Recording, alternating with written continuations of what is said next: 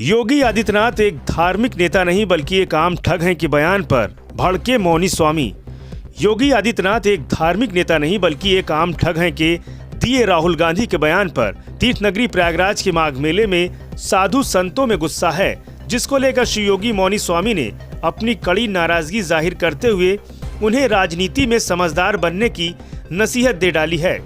महाराज श्री योगी मौनी ने उनकी भारत जोड़ो देश जोड़ो की यात्रा तो उन्होंने कर ली, लेकिन उनके इस तरह के गैर जिम्मेदाराना बयान से देश को जोड़ने का काम कम बल्कि तोड़ने का काम ज्यादा ही किया जा रहा है। योगी आदित्यनाथ गोरखपुर मंदिर के पीठाधीश्वर हैं और दूसरी तरफ वो यूपी के मुख्यमंत्री हैं। ऐसे में वो धर्म से जुड़े हैं और वो धर्म के खिलाफ कैसे कार्य कर सकते हैं। रही बात धर्म के ठेकेदार, तो धर्म के ठेकेदार वो नहीं बल्कि जो धर्म के विरोध में रामचरितमानस की प्रतियां जलाने का काम कर रहे हैं और जो राजनीतिक दल प्रतियां जलाने वालों का सपोर्ट कर रहे हैं, वो राजनीतिक दलों को साफ संदेश है कि कांग्रेस, सपा एवं अन्य राजनीतिक दलों का समर्थन धर्म का अपमान करने वालों के साथ सुर में सुर मिला रहा है। तो ऐसे में धर्मी कौन है, ये बात राहुल गांधी को समझना होगा, नहीं तो देश ऐसे लोगों को कभी माफ नहीं करेगा।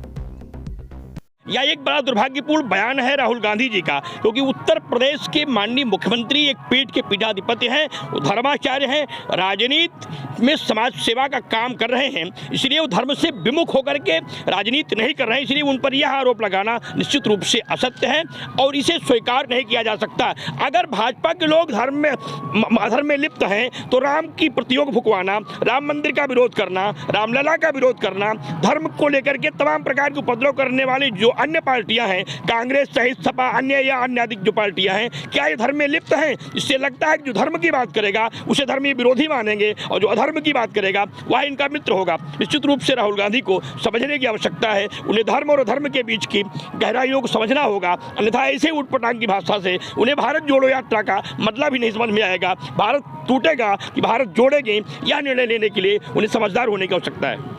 उन्होंने कहा है कि जिस तरह की भाषा का इस्तेमाल कर रहे हैं उससे गोरखनाथ मठ के इतिहास का अपमान कर रहे हैं। देखिए, गोरखनाथ मठ का इतिहास का अपमान कैसे हो सकता है? वो गोरक्ष पीठ है, वो हमारे आराध्य संतों की पीठ है, तपस्वियों की पीठ है, देश के नहीं बल्कि विश्व के श्रद्धालुओं के वहाँ से आस्था लगी हुई है। ऐसा कोई, क्योंकि अभी मैं जल्दी में गोरख पीठ गया था, वहाँ की दिव्यता, वहाँ की भव्यता, वहाँ की पूजा और वहाँ की जो उपासना की परंपरा है वह इतनी वंदनीय है कि उसमें किसी प्रकार का प्रश्न नहीं किया जा सकता है। इसलिए यह आरोप निश्चित से निराधार है और हम इसकी निंदा करते हैं। ऐसा कोई भी आरोप स्वीकार नहीं हो सकता। उन्होंने कहा है कि वह आदित्यनाथ के धार्मिक नेता नहीं, वो एक आम ठग है। देखिए, निश्चित रूप से वो धार्मिक नेता नहीं है, या उनका विचार हो सकता है, क्योंकि राहुल गांधी के विचार से धर्म और अधर्म की टिप्पणी नहीं की जा सकती है।